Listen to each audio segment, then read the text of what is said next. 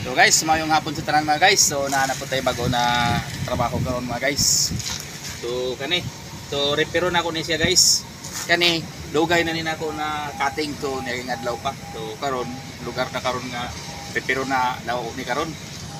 So kuha na ko ni siya sukod guys para ma-ansya na ko kung unsa kadako ang plate nga unsa bason. So mao niyang basihan. So kuha na ko ni sukod. Okay, sugda na to guys.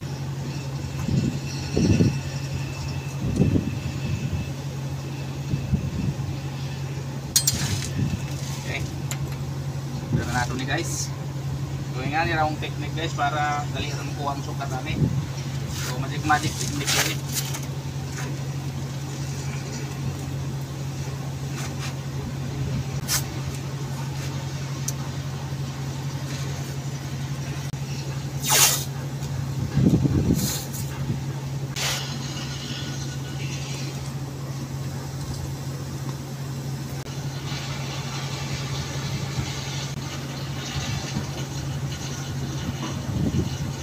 So kanina siya guys, so katingon na siya guys, so sipapikit din sa plate tapos ngunit tabason.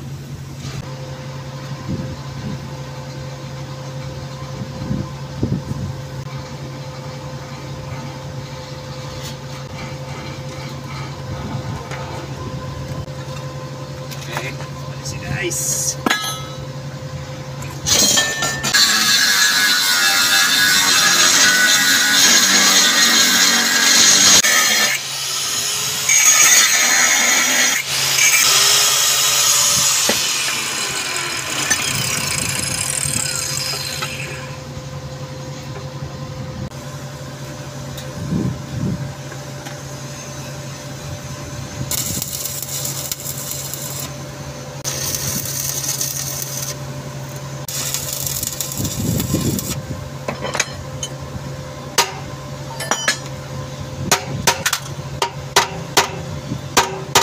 Mauna ni guys, natapos ng fabricate guys, so mauna ni siya.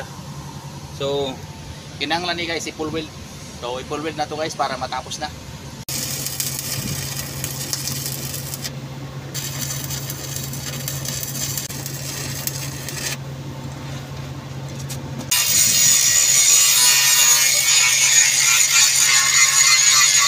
So guys, natapos ng i-fabricate na ko. Mauna siya guys. So wala na sa buslot guys. So, wala na pong bago, so pintura na lang di ko lang guys para mabalik sa original. Pintura na lang kulang ano.